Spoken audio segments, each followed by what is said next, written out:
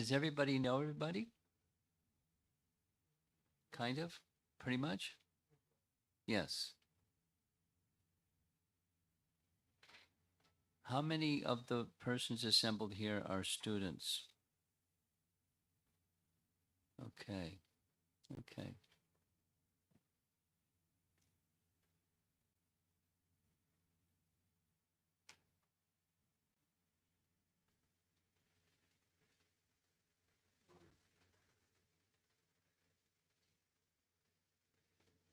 Let us offer I like to begin by offering prana mantras to Prabhupada and assume you all know the prana mantras so you can say with me.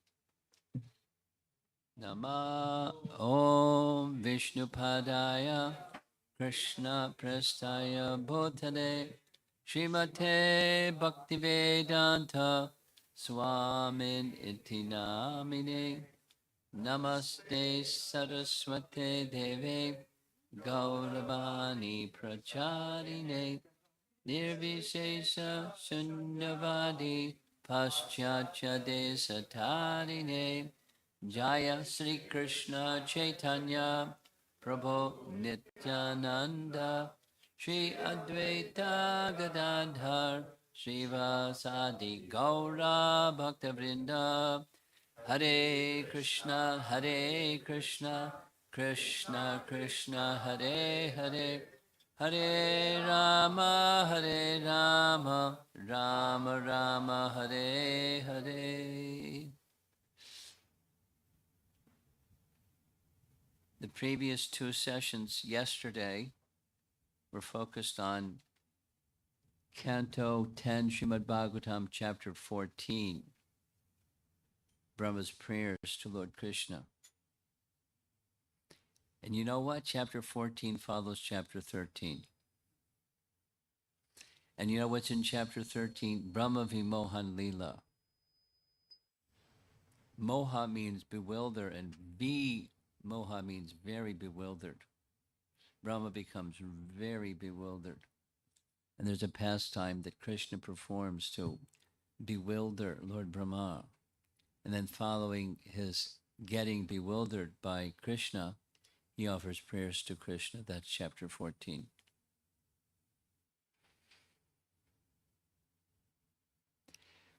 I think it's a good idea because of the audience here to give a little background on this section of Srimad Bhagavatam. The circumstance is Krishna is in Vrindavan. After having shifted from the eastern side of the river Jamuna, that's Gokul, where Krishna was taken after his birth by his request, to the eastern side of the river Jamuna, but there are too many demons. So the elders of Gokul decided, let's move back to the western side of the river Jamuna, but not all the way to the ancestral home. Nandagram is the ancestral home. It's up on a big hill, very picturesque, spectacular place. You know, the ancestral home of Nanda. But in between, the in-between place is a forested area called Vrinda Vana. Vana means forest, and Vrinda means Tulsi Devi, the forest of Tulsis. Very auspicious. And many other trees and flowering plants and, grass for the grazing of the cows. And it's a nice, spectacular place, Vrindavan. And there's where Krishna spent from around 3 years till about 10 years, 8 months. So a good part of his childhood was in Vrindavan. So when we visit Vrindavan today, that's where we're visiting. It's the place where this childhood pastime of Krishna occurred. And sometimes we go, when we visit Vrindavan, we go to Nandagram. That's further west. It's a nice place. So that's the place, and then the time was now by this stage of Krishna being in Vrindavan, he's 4 years, 4 months. And the events that happen in chapters 12, 13, and 14, it's all the same day, or largely the same day. So one morning, unlike all the other mornings, Krishna made a request of his mother, because his mother was accustomed to, she's a mother, so she wants to feed her son and bathe her son and decorate her son, and she's, Mother Jasoda. But Krishna made a request: this morning, I'd like to have breakfast picnic style. Can you prepare a lunch so we can go out with my cowherd boyfriends and we'll all skip breakfast and have a lunch out in the forest? She agreed. She prepared his lunch in a little bag, and all the other boys. So Krishna went out early in the morning before the sun came up. He blew on his buffalo horn, because, like, when we have arti, often it's a conch shell. Ooh, and it's at 3 times, and it means arti is about to begin. So, ooh, different sound. Krishna blew on his buffalo horn, and all the boys knew what that meant. Time to go with Krishna and get together with the calves. So Krishna's 4 years, 4 months. Picture a little young boy, village boy, 4 years, 4 months, with all those boys' friends, roughly the same age. And off they go with the calves, because Krishna was too little to herd the cows. So at this stage, it's calves. And off they went. And there's a long section. First half of chapter 12 is the playfulness of the boys, because they weren't really herding the calves, they were just playing. And the calves were really attached to Krishna and the other boys. They just tagged along. They didn't have to worry about the calves, they just followed them. And playful. So the playfulness is glorified, because there's a particular verse in chapter 12 that says, how Maharaj Parikshit is the narrator. He's narrating all of this to the king. Maharaj Parikshit is the king. So these cowherd boys, they're so exalted. They're not just worshiping the Supreme Lord and getting a spiritual happiness called Brahma Sukh. Brahma Sukh, spiritual happiness. Sukha, happiness. Brahma Sukh, spiritual happiness by realizing the absolute truth. They're playing with the absolute truth. And then he makes other comparisons, and the yogis may fix their mind upon, they may not also, but they may fix their mind upon the Lord within the heart. But he's the source of the Lord within the heart. He's the supreme person. They're playing with him, not just in deep stage of silence and meditation, meditating upon. They're playing with him.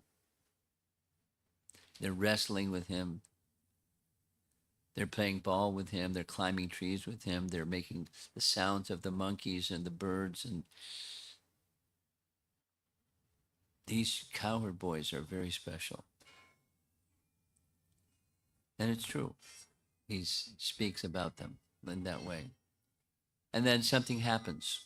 They're playing and playing and playing. And then suddenly, this is now chapter 12. It precedes chapter 14. So it's just to get you ready for 14. They see this giant python on the path in the forest, because they would follow a certain pattern every day, and a little pattern every day. And there was a little path in the forest. And there's this giant python, 8 miles long python. That's a big guy, with its jaw open, ready to swallow them. So they have this debate. Is this a playground? Some very kind person put this playground here in the middle of the forest for us to have a good time, Haribo. Or is it a demon that wants to kill us? So they go a little bit back and forth and they decide finally, well, even if it's a demon that wants to kill us, Krishna will take care of the guy. So let's go. They're just playful, playful, playful. And in the mouth of the big serpent they go. And there's many other nice things that happen, but Krishna decided, you know what, I better rescue these cowherd boys. So he rescues the cowherd boys. There's a detail of how he does that. He has the serpent had mystic powers. One of those mystic powers is changing shapes. So it was a human-like demon that assumed this form of a serpent. So Krishna had another mystic power, that is Mahima city. There's 8 mystic cities, and one of them is you become so big. So Krishna became so big. And a python has the capacity of swallowing something many times its size, like, a wild boar, and then swallow the wild boar, and their body gets really big. And then they with their digestive juices can dissolve the body of the wild boar inside the python's body. They're wild creatures. But Krishna made his body so big, he couldn't expand himself further. He suffocated. And his soul, the life air, popped through the top part of his head. And the demon was dead. That's how chapter 12 ends, with Krishna saying, time for lunch. So they went, Krishna picked a spot very near to where they were, by the side of the river Jamuna, a nice sandy place with soft grass for the calves to graze, and it was time for lunch. So they sat down to have lunch. Chapter 12 ends. Chapter 13, which is before this one, Brahma saw all that from his Vimana, his carrier, swan carrier up in the sky. And he became curious. Brahma is not just a nice, smart guy. He built a universe with all of its detail, and he know how to do. But he was wondering, this little boy, he just liberated a 8-mile long serpent. How powerful is he? I'm powerful. Maybe I'll match my power against his power and see what he'll do. That was a big mistake. It's an offense. It wasn't just a mistake. So he kidnapped the calves and cowherd boys. There's details and details of how all that happened. And when he put them in a cave and put them to sleep by mystic slumber. He had mystic powers too. And he went back to the scene of the crime to see what's Krishna going to do. But he went back to the scene of the crime and he saw the calves and cowherd boys. Like, what? I just put them in the cave. And as he was looking at the calves and the cowherd boys, each one of the calves and cowherd boys manifested forms of Vishnu, 4-armed, decorated with all the symbols, the 4 symbols of Vishnu in each hand. And there were how many cowherd boys? According to the Bhagavatam, too many to count. I mean, some finite number, but asankhataha, unlimited. Some finite number, but so many, and that many forms of Vishnu. And then in further and further and further, each of the forms of Vishnu manifested all the opulences of Vishnu. And each of the opulences of Vishnu were personified.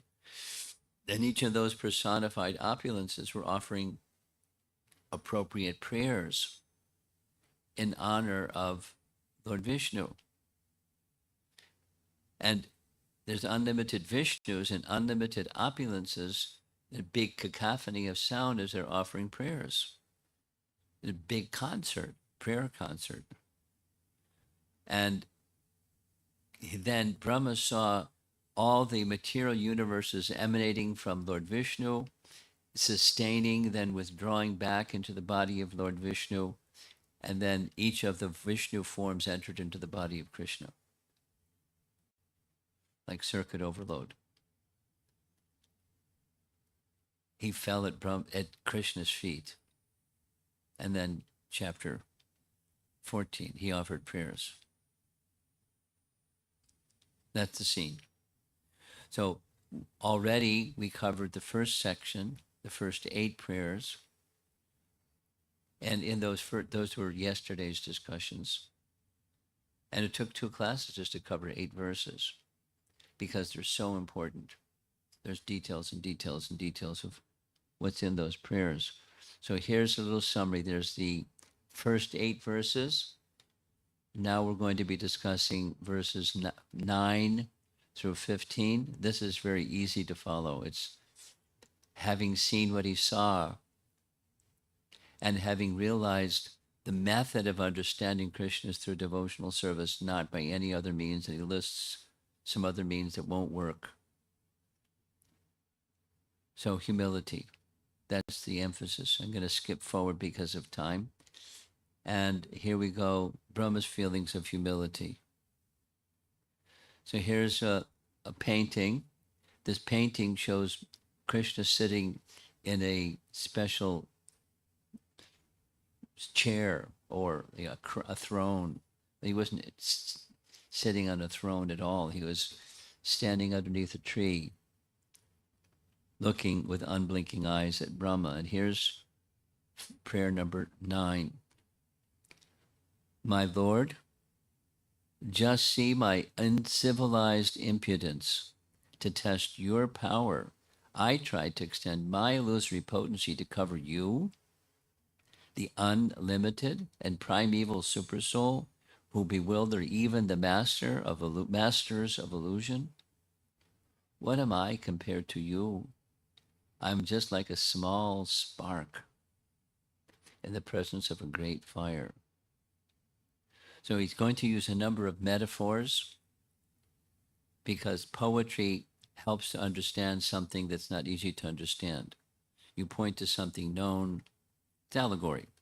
You point to something known, or metaphor, something known to indicate something that's not yet known. So a spark and a big, great fire.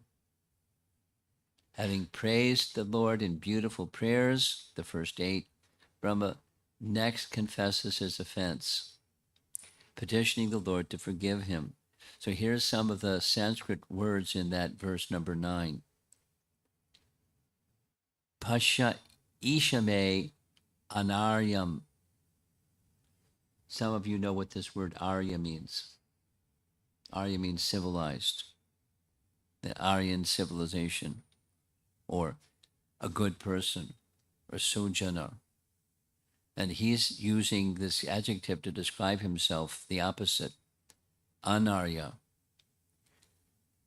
Just see my wickedness and foolishness. I was challenging you. In this way, he's revealing his uncivilized nature. This is commentary. There's a number of verses or text that you'll see on the screen that's commentary. JG means Jiva Goswami. SG means Sanatana Goswami. And those of you that aren't familiar with the 6 Goswamis, you'll become a little more familiar with them in the course of today. The 6 Goswamis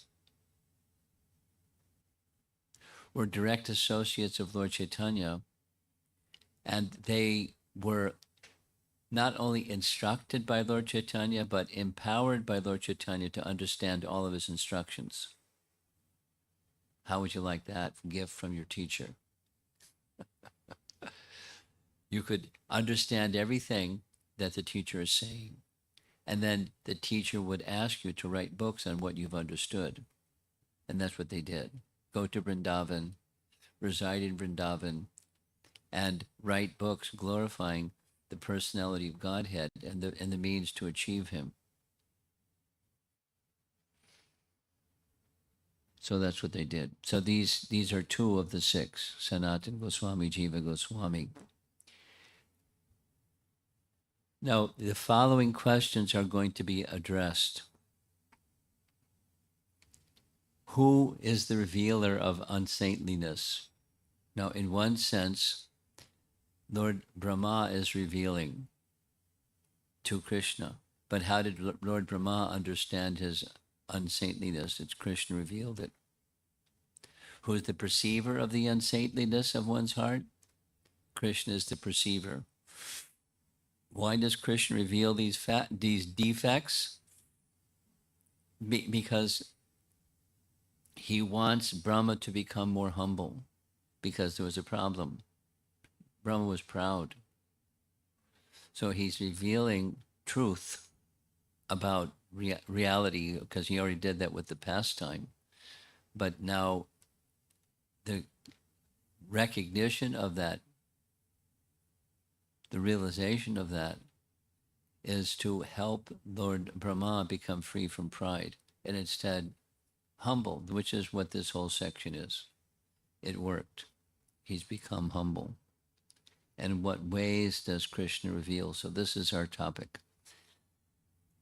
This is a nice illustration. There's a Bhagavad Gita in the fellow's hand, or Srimad Bhagavatam in the fellow's hand. And by the light of the Bhagavat, maybe some of you know, there's a nice verse in Canto 1, chapter number 3, called Light of the Bhagavat. You familiar? Yes? No? No. Okay. Bhagavat Arka. Arka means light. Bhagavata means the book, and the person Bhagavata. Person in relation to Bhagavan is, in Sanskrit grammar, Bhagavan becomes Bhagavata.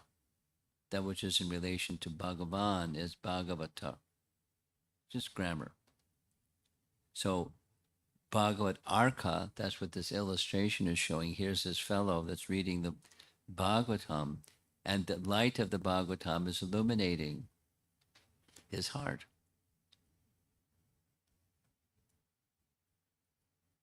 I'm going to tell a little story. You like stories? Yeah, it's a nice story. Before Srila Prabhupada accepted sannyas, he was living as a renunciate, like in his retired from family stage of life called Vanaprastha stage of life. He was living in a little apartment, second floor apartment in a temple in Vrindavan. He rented a room. And while he was renting that room, he was doing two things primarily. He had begun his translation of the Bhaktivedanta purports for Srimad Bhagavatam, Canto 1. Just, the manuscript form. Hadn't been published anything yet. And the second is, from time to time, he would go to Delhi. And the purpose of his going to Delhi was two purposes. He had a publication, like a newspaper, called Back to Godhead. Now it's a magazine, but at that time it was just a newspaper, two sides and folded over a few times, and it was a magazine. Back to Godhead, like a newsletter kind of thing. And so he went to Delhi to encourage people to understand about Srimad Bhagavatam through this paper or magazine, Back to Godhead. And he was just following his spiritual master, because his spiritual master, Bhaktisiddhanta, had one in Hindi, one in English, one in Bengali. He had three with different names. It was like very active in propagating the science of Krishna. So Prabhupada, following his example, living in Vrindavan, periodically would take a train to Delhi and go to shop and sit with people and show them his Back to Godhead magazine. So it was propagation of Krishna Katha. The second reason was he was looking for potential persons to sponsor the publication of the Bhagavatam, because he didn't have any money. And he needed somebody that would be inclined to help him publish Srimad Bhagavatam. So in the course of that visit, one of the visits, he met somebody that gave him a flyer from Japan, because this was post World War II, and post World War II, everything was locked down. Like, countries didn't allow visas for foreigners to come into their country, and vice versa. It was like shut down, because there was, after a war, there's mistrust. But it was just starting to change. And Japan was one of those places. And there was this gentleman in Japan that decided to have a conference to invite people, intellectual people, broad-minded thinking people, to come to Japan and participate in a conference called Culture of the Human Spirit. Congress for the Culture of the Human Spirit, which could mean anything, right?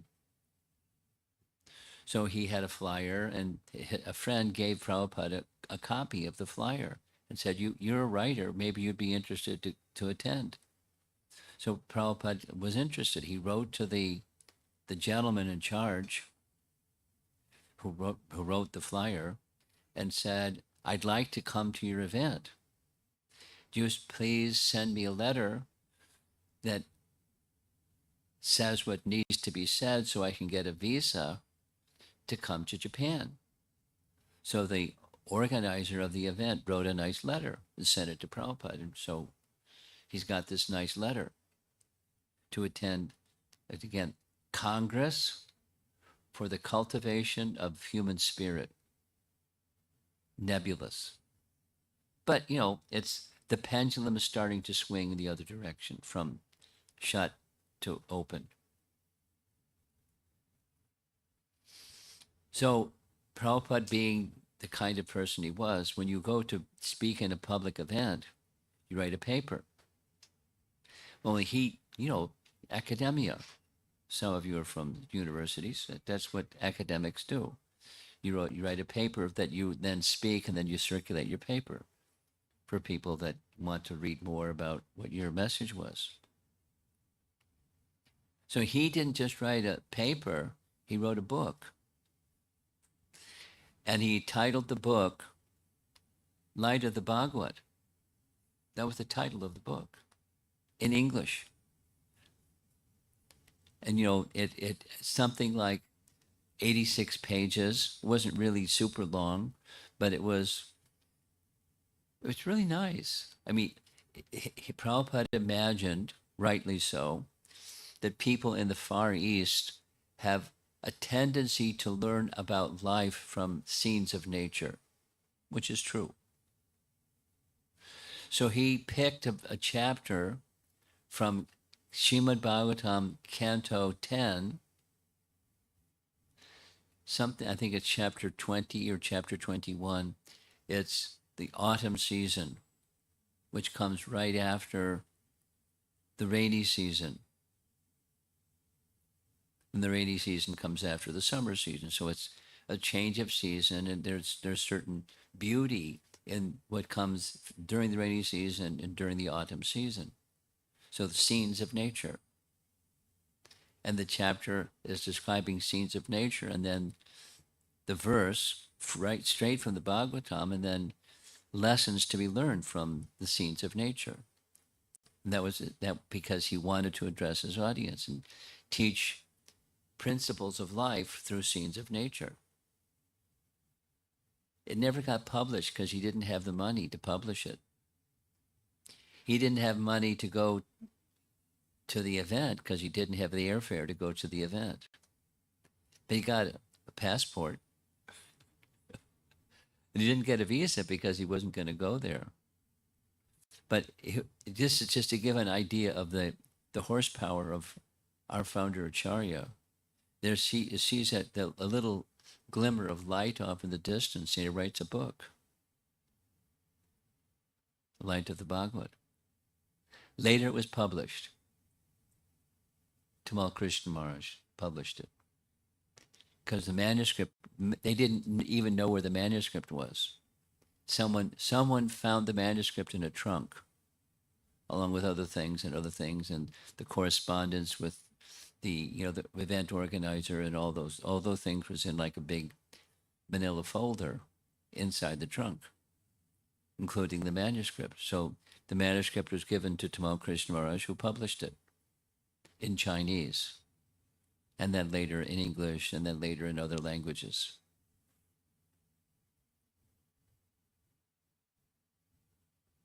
So Light of the Bhagavad, all of that was how did the heart of Brahma become illumined to understand the foolishness? Because Krishna gave that light to him. Anta adye. Anta means end. Ananta, without end, and adye is beginning. Oh, unlimited, primeval father, because adye can also mean father. I did this to you. So this is commentary by Jiva Goswami. He's recognizing in this verse number 9 his wickedness. And another term used in this verse number 9, you're the soul of the soul, capital S, soul of the soul. Paratmani. There's Atma and there's Paratma. This expression signifies also foolishness. For whom am I trying to hide the cowherd boys? You're the super soul. You know where everybody is and everything is. And I'm trying to hide the cowherd boys. Another phrase. Moreover, I spread my magic, I spread my magic to cover you, who even confound those who have magical powers. It's his foolishness. This expression signifies extreme foolishness. The painting on the left side, maybe you've seen this before, it's a nice painting. Krishna was in Dwarka. And as you know, the opulence of Krishna in Dwarka is without limit. He showed that opulence to Lord Brahma right there in Vrindavan. But in Dwarka also, he had palaces, 16,108 palaces, not just one palace. And the marble on the floor was so polished that one time he saw his own reflection in the marble on the floor, polished, and he was stunned at his own beauty and couldn't move. He was so captivated by his own beauty. So there's this dialogue going on between Krishna and Brahma. Krishna may be saying, he didn't say, this is commentary, well, why did you do this? Brahma, I desire to see your greatness. Drawn from the Sanskrit of the verse, or it can mean, I wanted to see my own might. Jiva Goswami comments. A devotee is sadhyabhak. Now that comes from the first 8 verses. Sadhyabhak. The sadhyabhak means they inherit the son who survives his father inherits the property of the father. That's the Vedic system. You from India, you know how that works. You know, in America, there's wills. The father can will to whoever he wants to will his assets. But in India, it's really simple. The father wills to his eldest son, and his eldest son can then distribute as he wishes. But all you have to do is just survive your father. You inherit the property of your father, whatever it is. You inherit his debts too, but you inherit his property. And when the inheritance in this case is Krishna himself. So Brahma is the son of Krishna, so I inherit you.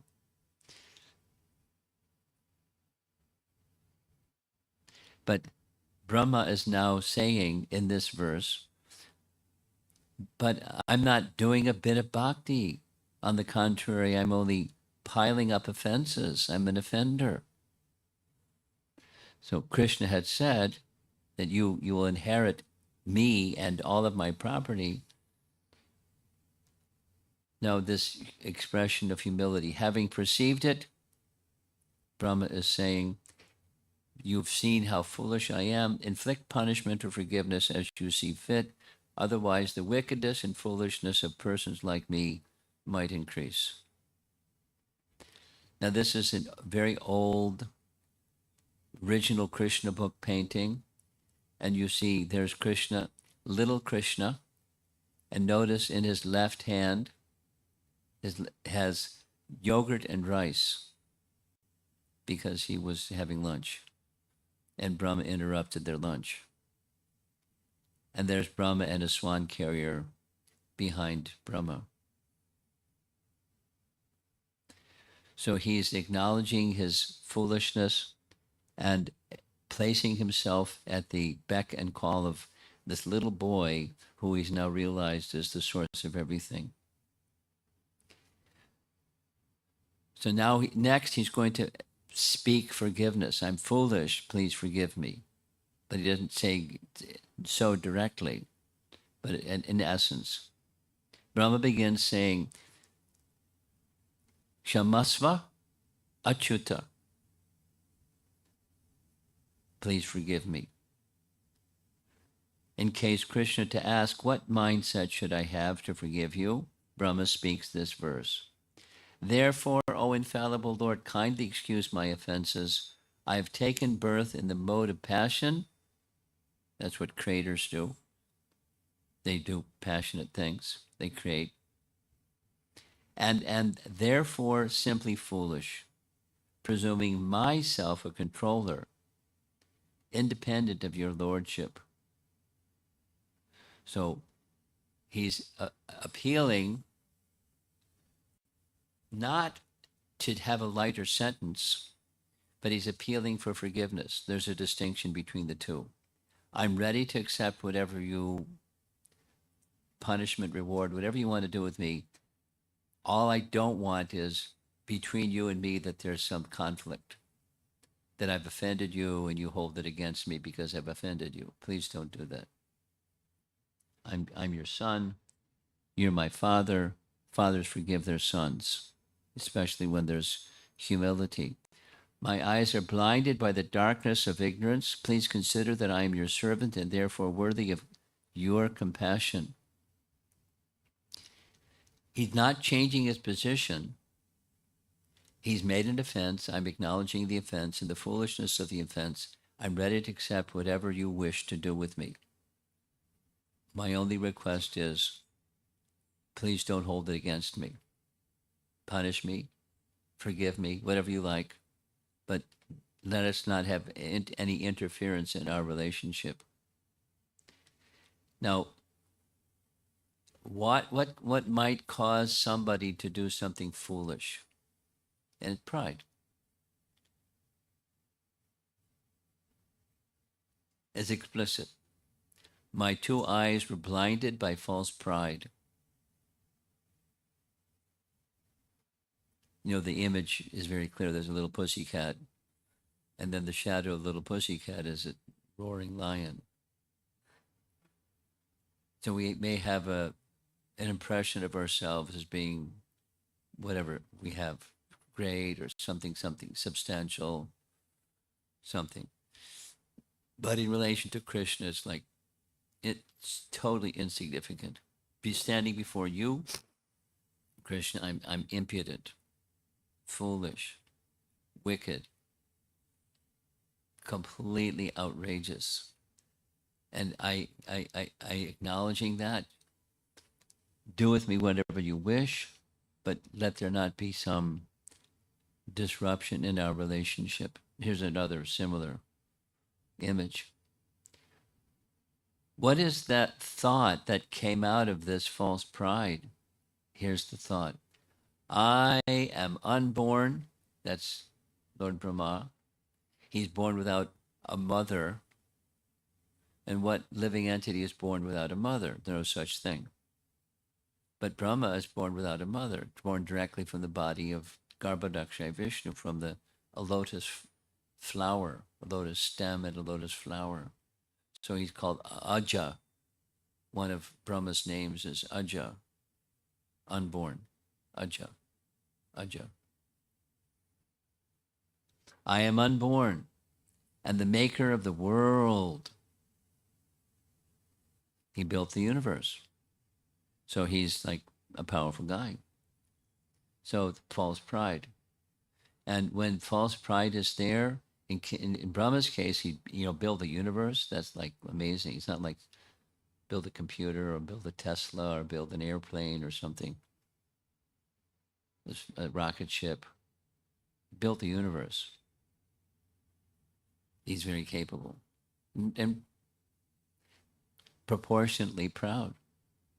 Consequently, I had the conceit of being a god separate from you. That's SS means that's Sridhar Swami. And the painting is a nice painting. Over on the left side, that's the spiritual world. Down to the lower right side, you see that cloudy thing. That's the cloud of the Mahatattva. And their living entity is turning its back on Krishna and going into the cloud of the material energy and getting lost in material existence.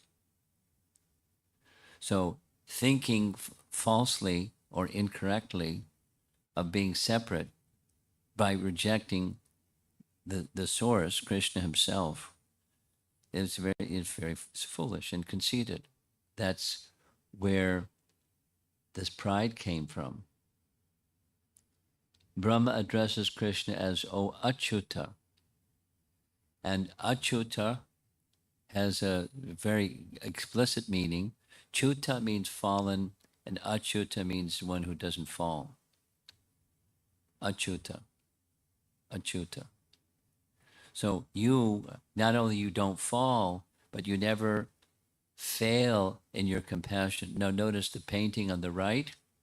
That's not Krishna, that's Lord Ramachandra with a bow and an arrow in his hand and a quiver in his back. And so there's a vow that Lord Ramachandra took.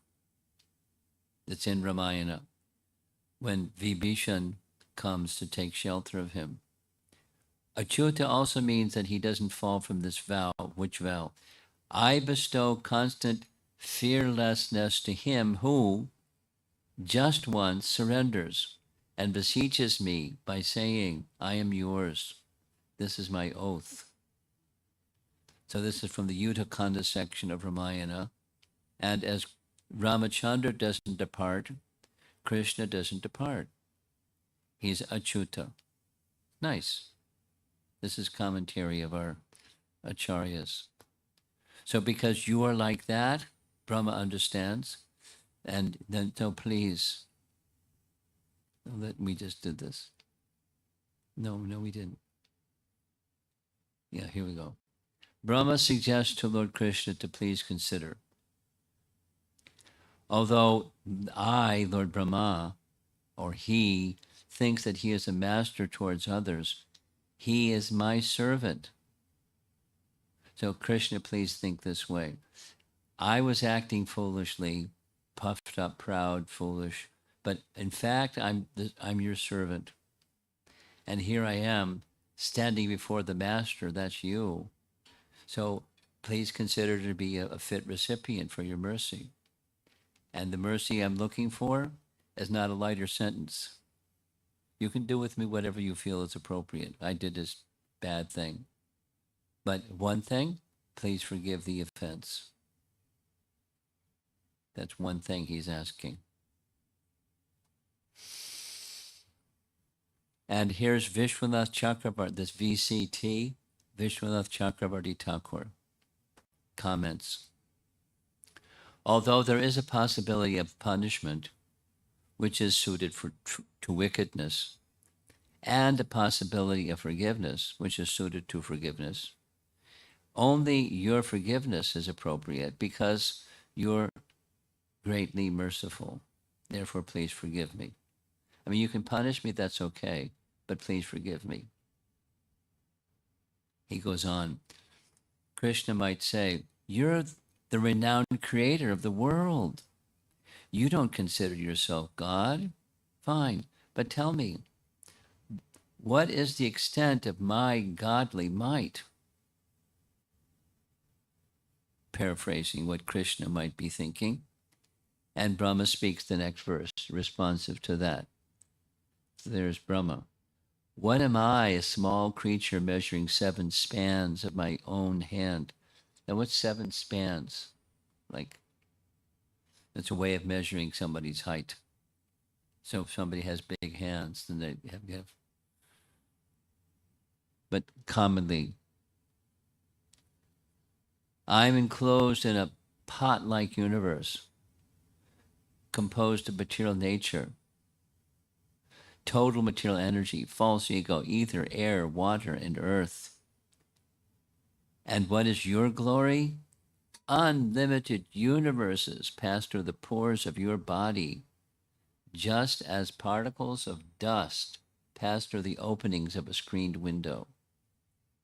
So this is a nice painting of Mahavishnu, and many of you know Mahavishnu is the source of each of those universes. As you see, in each universe, he then expands as Garbhodakshaya Vishnu, and then within each atom of the universe, another Vishnu, within every soul and within every atom of the universe. That's Vishnu's function. So this is depicting Mahavishnu. He, Brahma, knows about universes because he built one. We filled it up. And so he knows Mahavishnu is the source of the universes, plural. So you, this little boy, 4-year, 4-month-old boy, you already showed me you're the source of all of this. Although your body form is that of a little boy, your spiritual potency isn't limited like that. You're unlimited. So I've created one universe, but you've created unlimited numbers of universes passing through the pores of your skin like dust particles passing through a screened window, which I guess means they had screened windows at the time of Brahma. The commentary by these 2 acharyas pictured here. And in the Mahapurusha, it's 9 hands. A less significant person, it's commonly 7 hands. Mahapurusha is 9 hands. That's their commentary. Now, I don't know about hands, but it's just a Vedic way of saying a person of mature stature is 7 hands. Mahapurusha. And here's a nice painting. This is an example of Chaitanya Mahaprabhu in Jagannath Puri. When he fainted, that's Lord Nityananda comforting him and other devotees trying to revive him. He is a Mahapurusha. So his stacking Vasudev, because that's one of the names of Krishna. The son of his father's name is Vasudev. The son is named Vasudev. Yes? Yes? Okay, good. So since your being Vasudev means that you pervade all the material worlds and all the spiritual worlds, compared to you, even just as the master of the material worlds, I have many shortcomings, but you don't. Compared to you, neither my godly might nor my prowess should be taken to be significant, like the leap of a grasshopper. Notice the grasshopper down at the bottom right. The leap of a grasshopper compared to Garuda's ability to fly.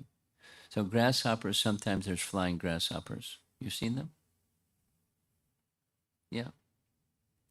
They just like sit there like a grasshopper, but all of a sudden, sometimes they're flying grasshoppers and they jump and their wings move and they fly to the next destination. So some grasshoppers can fly like that. That's nothing compared to Garuda. So I'm like the grasshopper.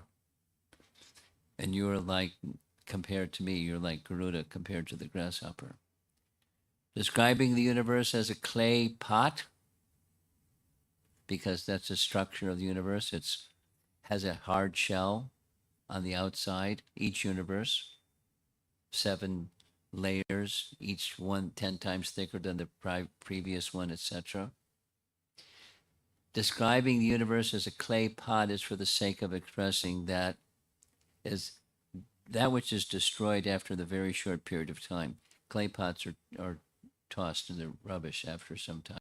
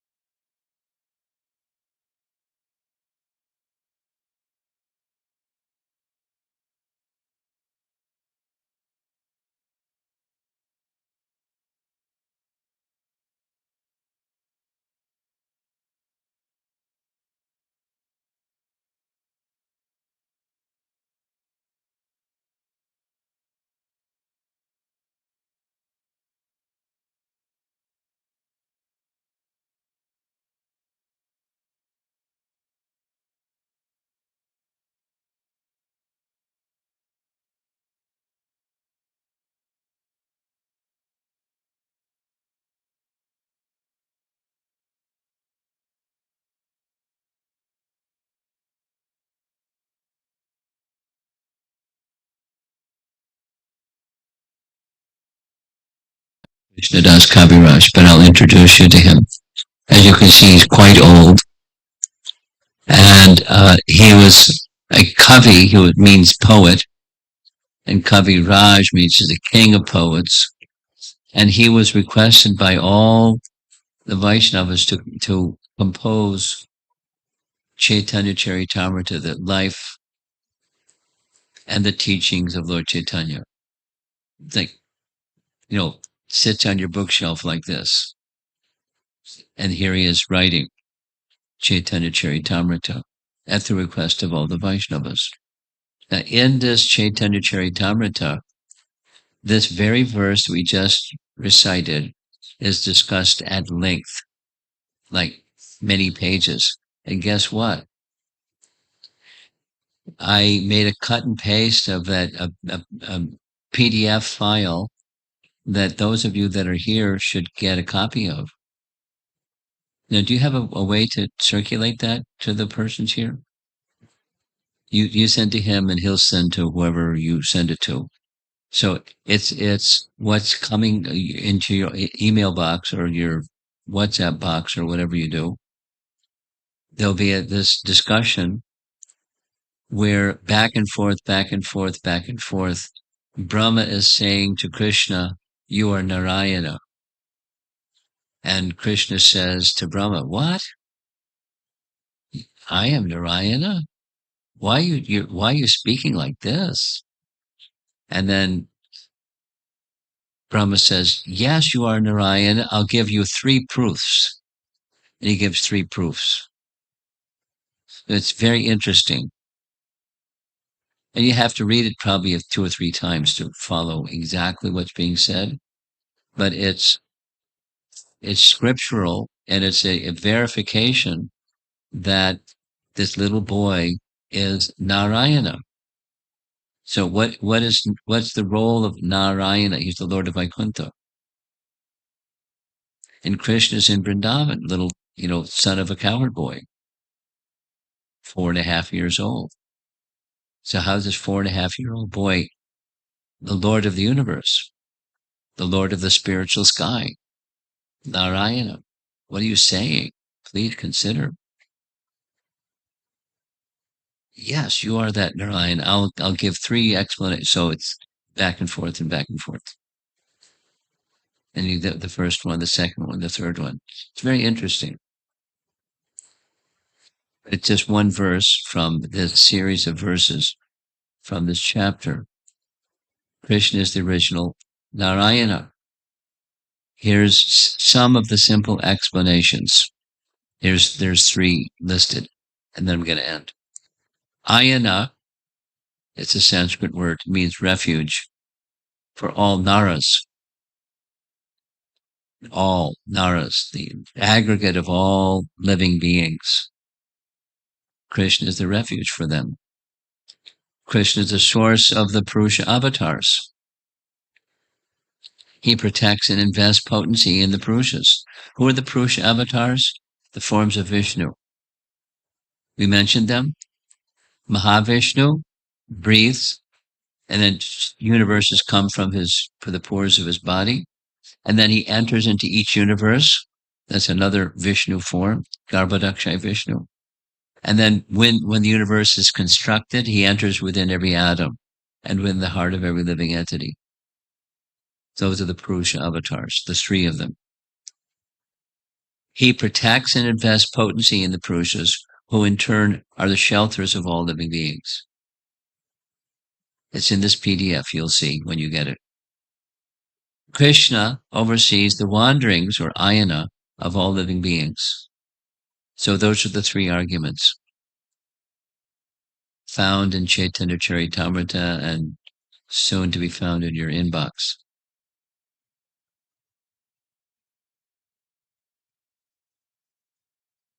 There's a little bit of commentary and then I'm going to close. Since I was born from the lotus, coming out of your navel, out of mercy, you should forgive me by being attributed the idea of being my father too. Everyone has some mother and some father, but only you are my father and mother. So this offense should be pardoned. Compelling, persuasive. Now, BBT and with a few Prabhupada comments.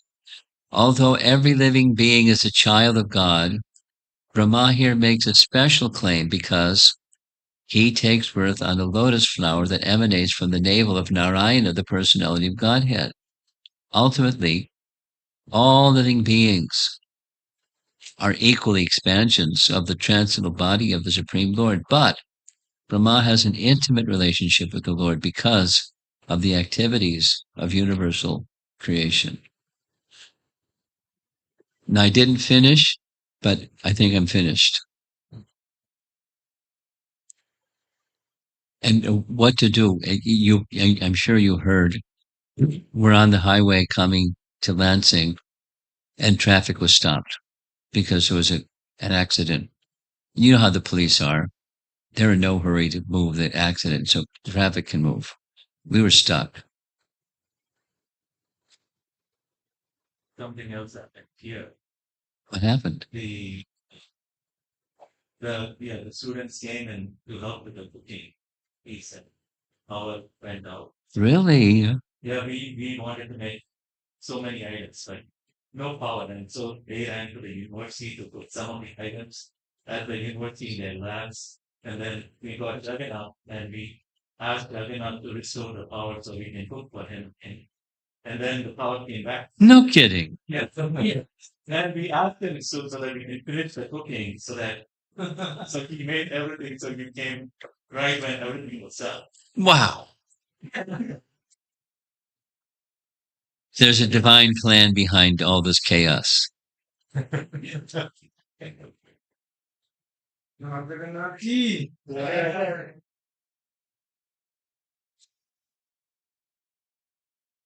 Okay.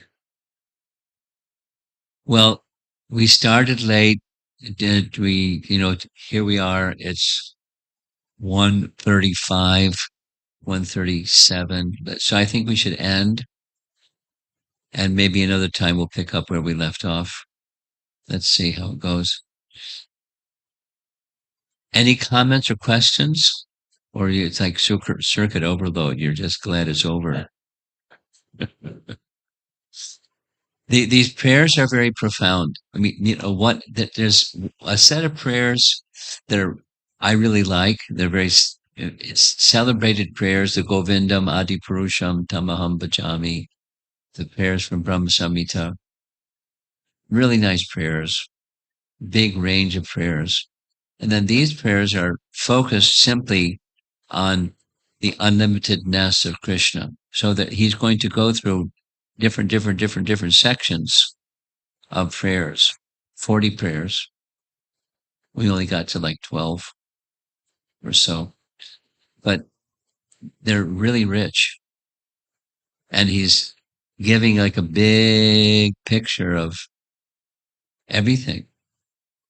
At Krishna, the spiritual world, Krishna being the source of everything, his tininess in relation to Krishna, the appeal to the compassion of Krishna. Then he's going to go to the devotees, the residents of Vrindavan. Here's part of what comes up. He now has such profound appreciation for Krishna in Vrindavan and the residents of Vrindavan that he wants to become a resident of Vrindavan. He doesn't even want to go back and go to Brahmaloka. He just wants to stay in Vrindavan. And what does Krishna do? Doesn't say anything, because he's got to finish up his duty. So he doesn't say, "Sorry, Charlie, you can't." He just is silent. So then Brahma asks permission and he returns to Brahmaloka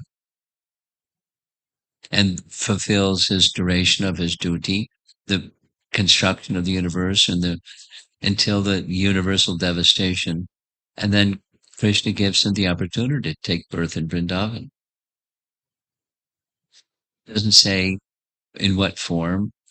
It doesn't say when. It's at the end of the universe that the soul of Brahma goes somewhere, and he has this deep, profound affinity for not just being with Krishna, but specifically being with Krishna in Vrindavan. And that's the byproduct of hearing the pastimes of Krishna in Vrindavan. It's so attractive. Transcendentally, there's nothing like it. Transcendentally attractive.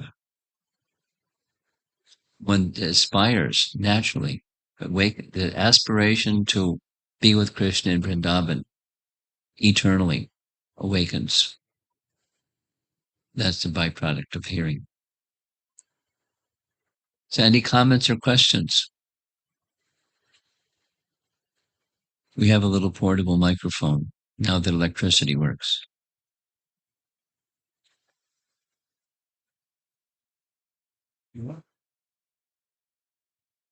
Hare Krishna Maharaj. Hi, Thank Paul. you so much for being here. I'm overwhelmed. Thank you for being here. It's by the mercy of so many devotees. The pastime of Lord Jagannath is not unusual. Those happen quite a bit here. It's because of Sai's wonderful relationship with Lord Jagannath. And he has a meeting here every Monday night, and we cook for Jagannath, make offering to Jagannath, sing to Jagannath, and have prasadam. And we've been reading from the Bhagavad-Kamrita. Oh, really? And that's an elevated literature. I know it's way over my head, but there's so many Indian postdocs here that they're like pure devotees, I think. And it's incredible. Who am I? It's truly it's amazing, Monday nights. And he's also started having us come over on Friday nights.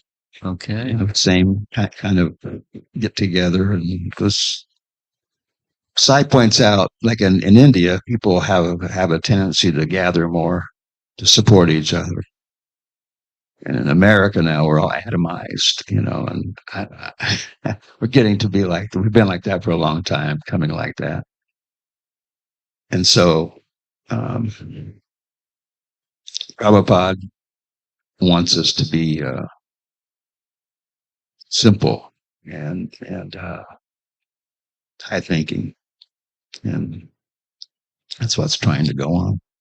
I personally am having some health problems, serious health problems. I'm 75 now, and I got in a stupid little argument with my little sister over inheritance 3 years ago, and it threw me into a depression I'm still in. I know it's not me, but you got to, say you're in a car wreck and your brain gets damaged. You got to deal with it. And so that's kind of where I'm at right now. And I still have my house, still having meetings, still going out and being able to distribute 10 to 15 small books of Prabhupada's every day. Every day. I have been for about several months now. But that's about all I can do. Just to get up. Okay, well, good. It's almost impossible. But anyways, that's enough for me. But thank you very much for coming, and your presence is so wonderful. As long as Krishna gives me health, I'm going to continue. At some point in time, this is my little phrase, there's going to be a knock on the door.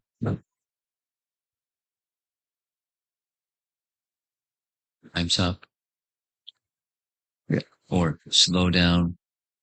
Or different.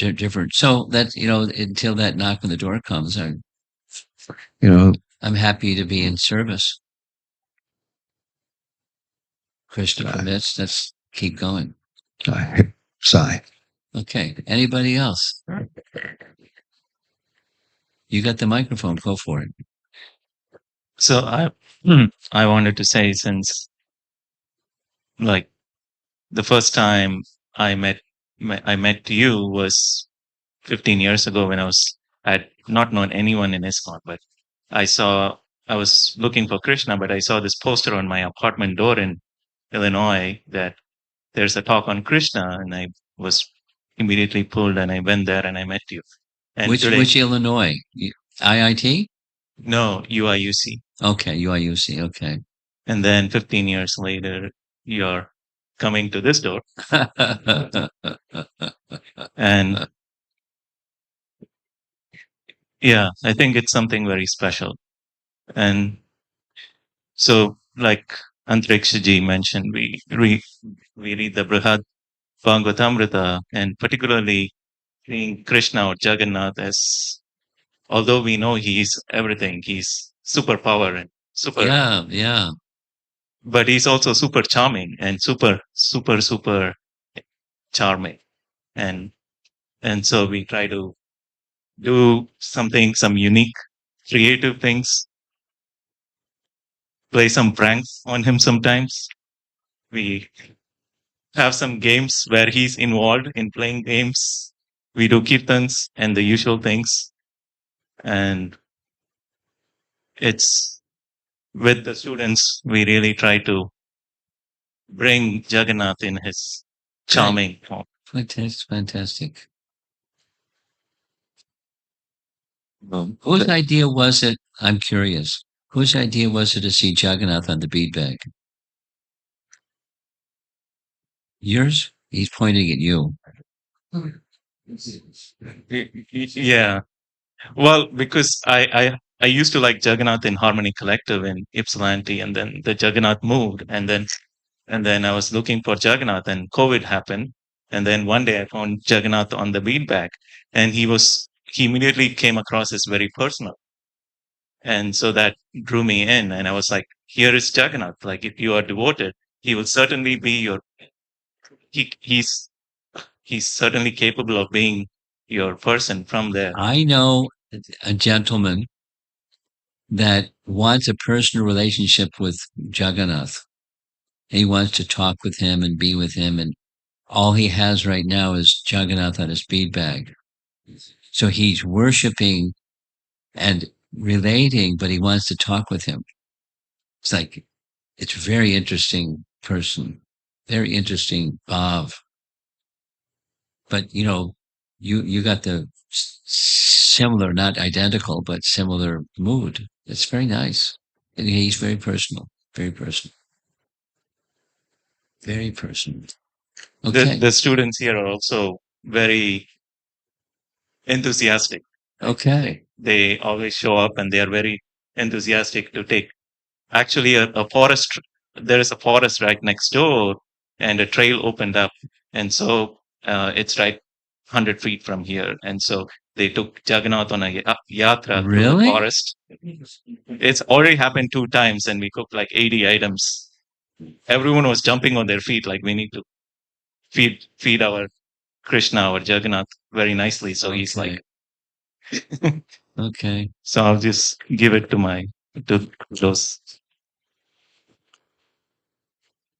Yeah, I just want to say we're very grateful to Sai Prabhu because it's one thing to always follow through. It's one thing to not to have a personal relationship, and that's a perspective that we've gotten through Sai Prabhu. Because before that, it was just seeing Krishna as Supreme Personality of God, which he is. But then Vrindavan, to see the softer side of him, which is he's a coward boy, he's playing with his gopas, as you said, he's wrestling, he's stealing butter. To get to know that perspective, that makes it very, very sweet, very charming. You have to have a PhD to understand this stuff. That was one of the prayers of Brahma from the first 8 prayers. It's not by this and not by that. It's by bhakti that he can be known. Go ahead. So I never connected with the Lord Jagannath as Krishna in this form. But when I came to this program, then I started connecting to him in this form. And like, I'm glad that I'm connecting to him in this form because like he's so charming and so merciful. Like I'm really happy and thankful to Sai Prabhu and like all the other students. Okay. This is a different kind of sharing than some other programs. Hare Krishna. Thank you very much, Maharaj, for coming and giving the lecture. And one thing, we celebrate every month the birthdays and anniversaries for the devotees. Every month we also celebrate the birthday for the Lord Jagannath. Sai Prabhu brings every month at the end of the month.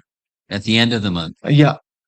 So we do the celebration for the Lord Jagannath every month. So we do the cake cuttings and distribution for the prasadam as well. So that's the mercy of the Jagannath. Okay. Thank you very much. Hare once again. Krishna. Hare Krishna. Well, I think we're going to end because I have an evening program and you all have to take the feast that you prepared in your apartments and various other places. Srila Prabhupada ki, Shri Krishna Bhagavan ki, Gaur Pimanandi.